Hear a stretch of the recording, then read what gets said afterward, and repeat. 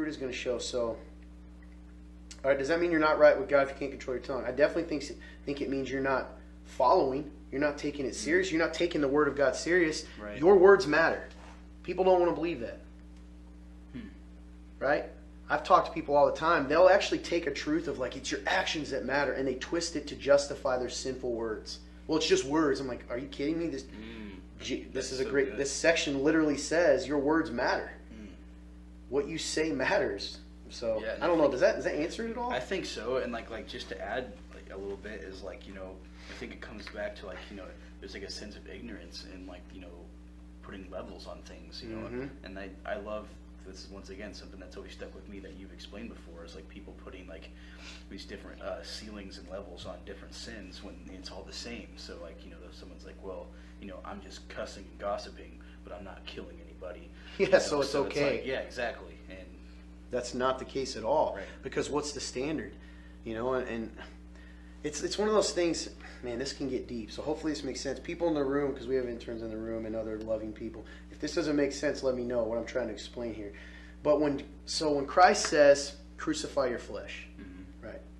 You got to carry your cross, follow me. The implication is there are going to be things in your life that are going to hurt to kill to be like him, right? So there's parts of me that in order to follow him, I'm eventually going to come to a place in my life that it's going to hurt to change. Yeah. So for me, maybe it is, I say things harshly.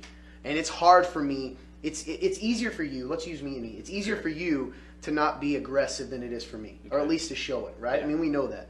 So it's easier for you to not be harsh than it is for me to not be harsh. However, there's going to be, so some people will use that as justification. So they'll say, well, it's easy for me to not murder people, right? So I'm following God. And so they use the fact that there are things they do naturally well, and then they say, well, since I'm doing this well, it's okay that I mess up here. When actually Jesus is saying the opposite. He's saying those areas that are hard for you, those are what I want you to crucify. Yeah. Those areas that are harder for you than me. To follow me means you're going to have to. I'm not okay just because you're good here. Doesn't mean I'm going to ignore these areas in your life that aren't caught up yet. Does that make sense, people in the room? Like, I genuinely don't want to confuse people. So I think sometimes going with what you said with those levels, that's so silly. Like the gossipers and the slanderers, they're sitting around and being like, well, I've never committed adultery, so God is fine with me. And I think, you know, Lord forbid, you know, you go before the Lord someday and they try to brag on that, and he says, oh, okay, well, do you remember that part I said about slandering and gossiping and not tearing each other down? Did you think I was kidding about that? You know, that's real. So it's a great question. Yeah, I think it's awesome.